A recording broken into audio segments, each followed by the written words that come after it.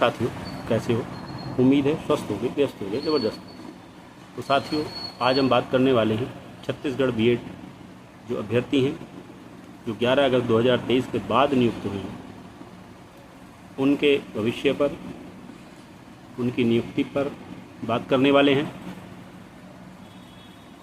लेकिन बात शुरू करने से पहले, वीडियो शुरू करने से पहले मैं चाहूँगा जो भी साथी चैनल पर पहली बार विजिट कर रहे हैं, चैनल को सब्सक्राइब कर लें, बेल आइकन दबा दें और अच्छा लगे तो लाइक भी करें, शेयर भी, ताकि आप लोगों तक अगली आने वाली वीडियो का नोटिफिकेशन टाइम से पहुंचता है।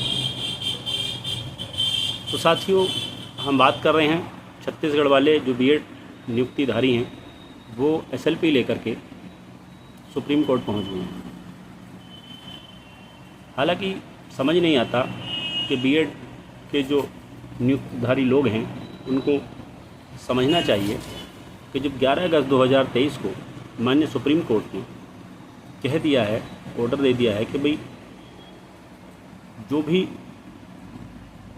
बीएड हैं, बीएड को जब एलिजिबल ही नहीं माना प्राइमरी शिक्षा के लिए, मतलब कोई क्वालिफिकेशन को वैलिड ही नहीं माना, तो ऐसे में बीएड वालों को समझना चाहिए। अच्छा, जब तक भी चलो ठीक था कि तब तक क्लेरिफिकेशन नहीं हुआ था, लेकिन 8 अप्रैल 2024 को माननीय सुप्रीम कोर्ट ने बाकायदा क्लेरिफिकेशन कर दिया, अपने निर्णय का रिव्यू दे दिया है।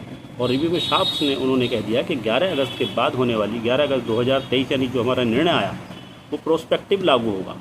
यानी प्रोस्पेक्टिव लागू होगा, इसका मतलब 2011 से पहले वाले जो, यानी कि 11 अगस्त 2023 से पहले वाले जो नियुक्तिधारी हैं उन पर तो चलो समझ में आता है कि वो प्रयास करें, एसएलपी लेके जाएं हाई कोर्ट में, दूसरे कोर्ट में कहीं भी उसको दायर करें चीज़ें।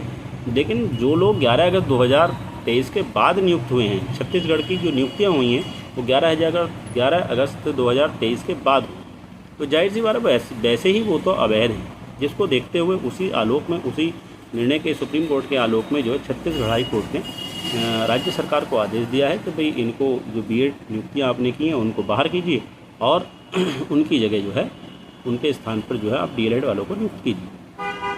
जिसके खिलाफ नियुक्ति एसएलपी लेकर के बीएडधारी छत्तीसगढ़ के माननीय सुप्रीम कोर्ट में चले गए। तो देखने वाली बात तो ये है कि सबसे पहले तो ये एसएलपी एक्सेप्ट होगी नहीं होगी, सवाल ये है, क्योंकि जब ये अगर एक्सेप्ट हो भी गई तो ये मामला किस बेंच में जाएगा? जाहिर सी बात है उसी बेंच में जाएगा जिस बेंच से ये हमारा निर्णय आया 11 अगस्त 2023 का, यानी कि सुधांशु धूलिया जी और अनुरुद्ध बोस जी की बेंच में जाएगा। तो जाहिर सी बात है ये वहाँ पर खारिज होगी और उम्मीद है, ऐसा लगता है कि हो सकता है इन पे इसका पेनल्टी भी पड़े, पेनल्टी के साथ ये मतलब कैंसिल हो, रिजेक्ट। तो साथियों, हालांकि बीएड वालों को समझना चाहिए कि भाई अनावश्यक पैसा क्यों ख़राब किया जाए, ये पैसे की बर्बादी तो है। वकील लोगों के पास जाओगे, वकील तो उन्होंने तो अपना पैसा कमाना है, पैसे के लिए वो अपने रास्ते आपको बताते रहेंगे, लेकिन आपको तो ये समझना पड़ेगा कि भाई हमारा जो सुप्रीम कोर्ट से ऊपर कोई है नहीं। सुप्रीम कोर्ट ने जब निर्णय दे दिया, निर्णय के बाद अपने निर्णय का रिव्यू भी दे दिया। अब रिव्यू के बाद भी आपको समझ नहीं आ रहा कि भाई होना क्या है, तो बड़ी बचकानी हरकत है, बड़ी बचकानापन है ये जो केस एसएलपी लेकर के जा रहे हैं माननीय सुप्रीम कोर्ट। नहीं जाना चाहिए। और मैं बता दूं, होने वाला भी कुछ नहीं है, ये खारिज होगी और हो सकता है इस पर पेनल्टी भी पड़े।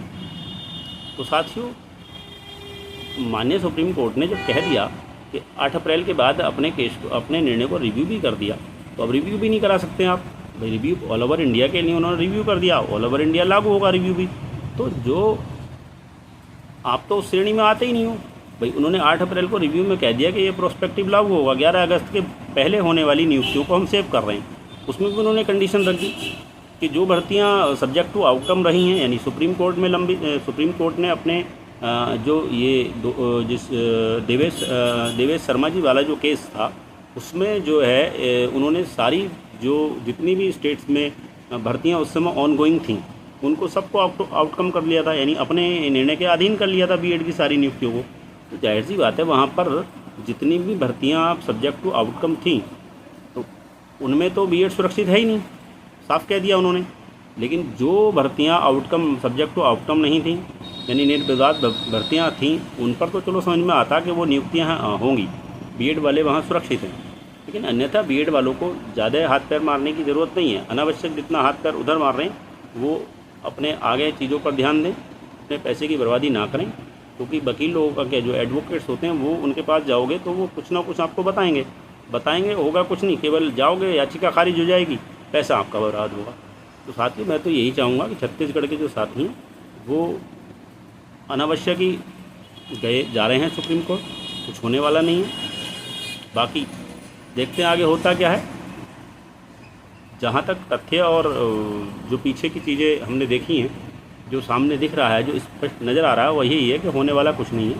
ये याचिका यानी कि इसके खारिज होने के चांसेस ज़्यादा हैं, एक्सेप्ट होने का तो बहुत कम चांसेस हैं। और एक्सेप्ट भी होगी तो फिर ये माननीय अनिरुद्ध बोस जी और आपके धुलिया जी की बेंच में ही जाएगा मामला, और वहीं पे फिर इनको, मैं बता रहा हूँ, इनको लताड़ भी लगेगी और ये खारिज भी होगा। तो साथियों, इतनी सी बात थी जो इनको समझनी चाहिए थी बीएड धारियों को। क्योंकि जब पहले कह दिया गया भी आपकी नियुक्ति जो है वो सुप्रीम कोर्ट के अधीन है, तो उसके निर्णय के हिसाब से भर्ती होगी, फिर तो आपकी नियुक्ति, जाहिर सी बात, आपको पता है कि हमारी नियुक्ति जा सकती है अगर बीएड अगर इस तरह का रहेगा तो। और राज्य सरकारों का भी क्या है, सरकारें भी क्या कर रही हैं, वोट बैंकिंग की राजनीति कर रही है, वोट बैंकिंग की राजनीति कर रही है।